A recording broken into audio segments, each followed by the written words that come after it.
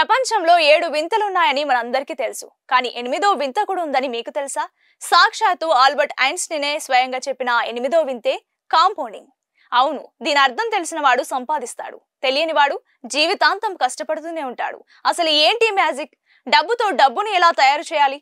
ఈ వీడియో చివరి వరకు చూడండి, మీ లైఫ్ సెటిల్ అయిపోతుంది.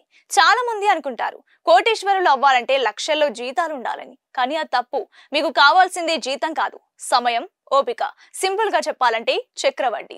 మీరు బ్యాంక్ లో వేసిన డబ్బుకు వడ్డీ వస్తుంది కదా, ఆ వచ్చిన వడ్డీ మీద మళ్ళీ వడ్డీ రావడమే కాంపౌండింగ్. ఇది వినడానికి చిన్నగా ఉన్నా లాంగ్ రన్ లో సునామీలా మారుతుంది. మీరు నెలకు కేవలం 5,000 రూపాయలు ఒక మంచి మ్యూచువల్ ఫండ్ లో 20 ఏళ్ల పాటు ఇన్వెస్ట్ చేస్తే మీ చేతికి వచ్చేది దాదాపు 50 లక్షల రూపాయలు. అదే మీరు ఇంకో 10 ఏళ్లు అంటే మొత్తం 30 ఏళ్ళు ఆగితే మీ చేతికి వచ్చేది అక్షరాల 1,70,00,000 రూపాయలు. మీరు కట్టింది కేవలం 18 లక్షలే, కానీ మీకు వచ్చింది 1,5 లాభం. ఇది కాంపౌండింగ్ పవర్ అంటే.